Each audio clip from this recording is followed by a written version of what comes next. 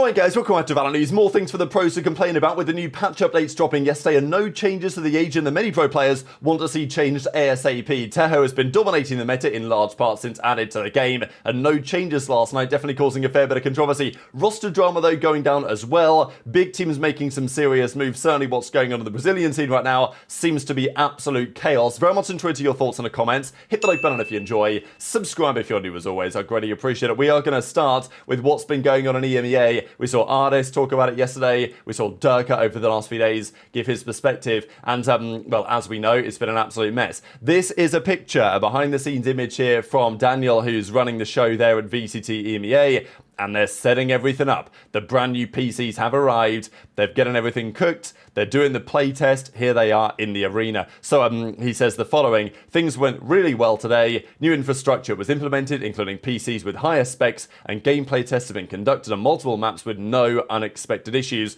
Whole bunch of people working day and night to get things back up and running. The big stress test is today, when pro teams join us on site and trial the new infrastructure using their own peripherals. Need to emulate a live environment. Then we can be confident. Then today, presumably, as he says, they will give an update on, okay, when are these final matches going to unfold? What's going to happen with that Team Liquid KC game? Are they going to replay it from scratch? Or are they going to give the 1-0 lead as they had?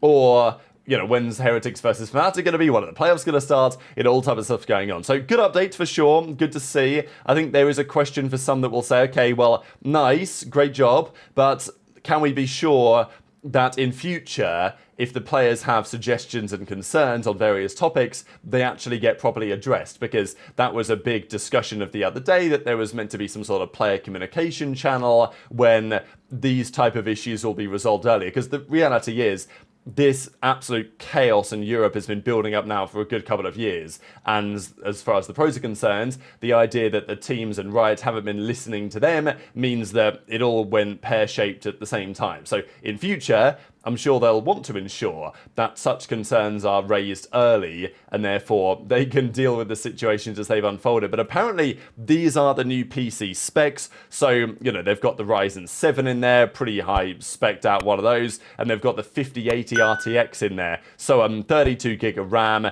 I think this is what they're running with. So, you know, these are excellent modern day specifications. I think they're running one of the Ryzen 7s with maybe an RTX like 3070 maybe on the older versions, which, look, that's not the end of the world for everyone, but sometimes they're not optimized especially well. And especially as the game continues to get more complicated to play, and you imagine when the pros play, there is utility everywhere all of the time. The 1% lows were causing serious stutterings. Even if the average was still fine, it was causing issues. So that is being resolved as I speak, it seems. Let's talk Rostermania. Confirmation yesterday, the rumor of the other day, that DrewSpark is going to join G2 Gozen. We saw some drama about this team, what they were going to do, what the decision was going to be. And yeah, they have decided that DrewSpark's coming on board as well. Of course, he stepped away from the M80 situation with Chet kind of going over there, and, you know, it seemed like there was an opportunity on the horizon for him. That's what's going to happen, right? So yeah, we shall see how this goes. Big addition though. Can G2 get back to form after some of the drama over the last few days with their roster? That is certainly a question. And unfortunately, we have another piece of bad news coming out of Apex yesterday.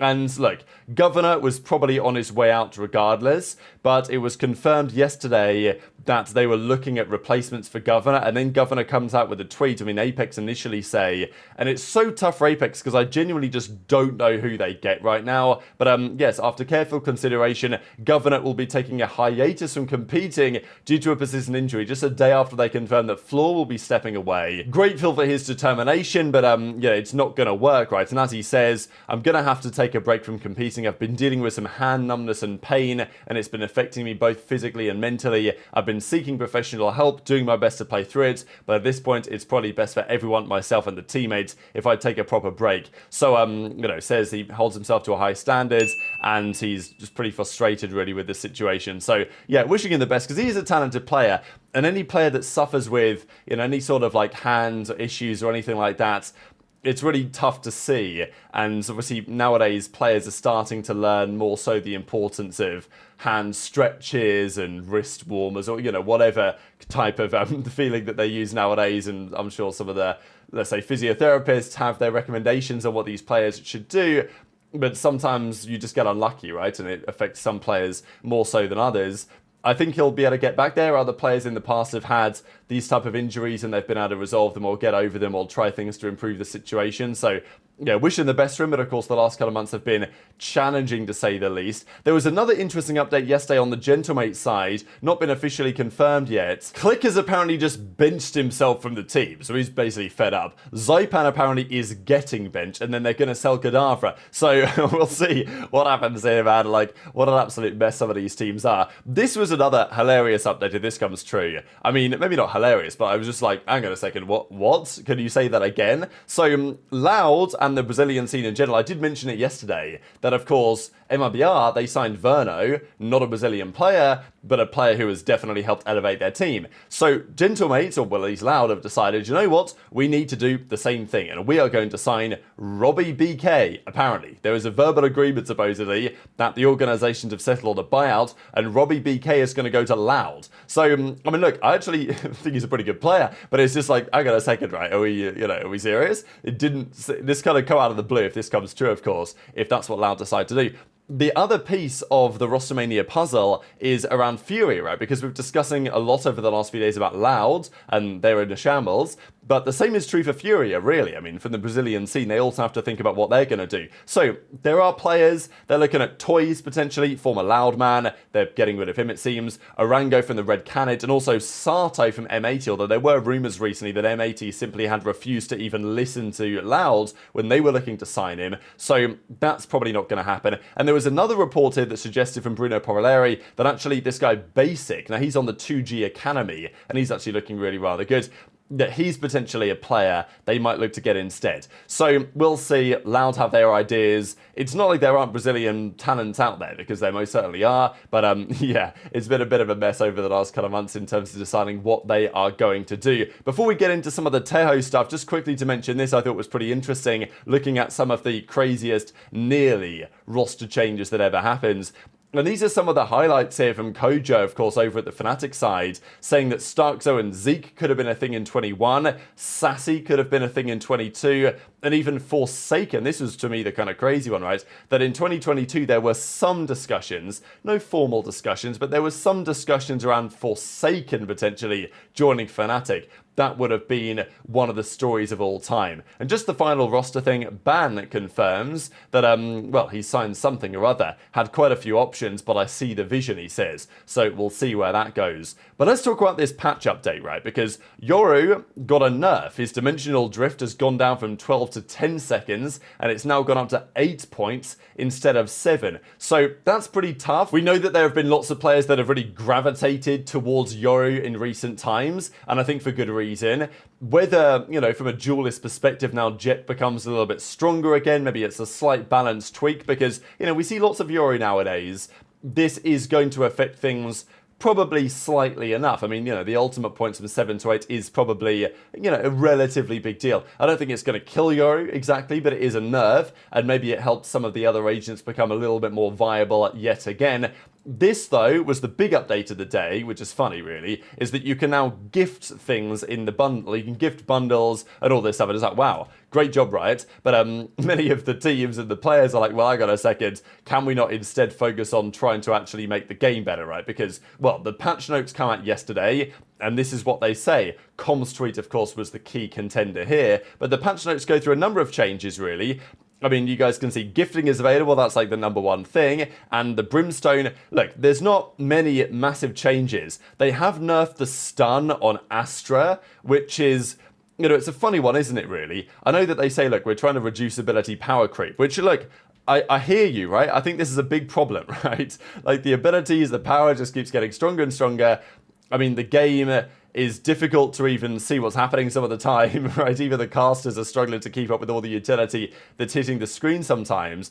And, the nerfing Astra, is that the solution, right? Because they talk about trying to reducing power creep, and it's like, okay, great. But you realize that, like, Tejo is maybe the key component there, right? Like, they brought him in, he was very powerful, and he still remains very powerful, not changing anything at all. So, very interesting to think about. That's the Yoro changes, and then they're doing a load of bug fixes, right? So, Waylay, Harbor, Deadlock, Vise, Yoro has had a bug fix, but no, other changes, and so has Tejo, right? So, they've fixed 4 bugs associated with him, but, fundamentally, no actual changes to the agent itself. So, despite saying that they are going to nerf Astra to reduce the ability power creep, somehow Tejo stays exactly as he is. And look, Tejo's a real strong agent. He's crushing it in the meta right now. And look, when Chamber was kind of dominating the meta even more so, it wasn't a great meta. Look, I have a bit of nostalgia for it, as you guys know. But I also, back then, the meta wasn't as invasive from a utility perspective as it is today. Like, Chamber was strong and dominated, but effectively he just had a big sniper rifle and a teleport, right? Like, he didn't have anything drastic, whereas nowadays Tejo, Tejo's not dominating the meta in the same way that Chamber was, but Tejo's very powerful, but his, abilities are just really, really strong, so difficult to counter, certainly when you get the spike down. So, it's just elements that have changed here, right? And I think Riot they have to seriously think about it to some degree. When you've got players saying, look, Tejo's too strong, you're talking about stopping the power creep, and then you're still allowing Tejo to just run around as he is. It is a problem, right? So, yeah, and tweet your thoughts in the comments below. Just a couple of scrimbucks to go through here. MIBR, they continue to absolutely cook. We can see Sato on M80, and then Frod, the coach of MIBR, 15-2 in this one. So they were absolutely cooking up something there. Cuba are up 3-0 on somebody. Sentinels are up 5-2 on somebody, and then there was another game as well between YFP and NBG. But that's pretty much where we're going to leave it for today. Very much interested in your thoughts on all of this stuff in the comment section below. In just a couple of days' time, the playoffs get back underway, and we're going to lock in our Masters Toronto teams once and for all. Hit the like button if you enjoyed, subscribe if you're new, take care, and I'll see you next time.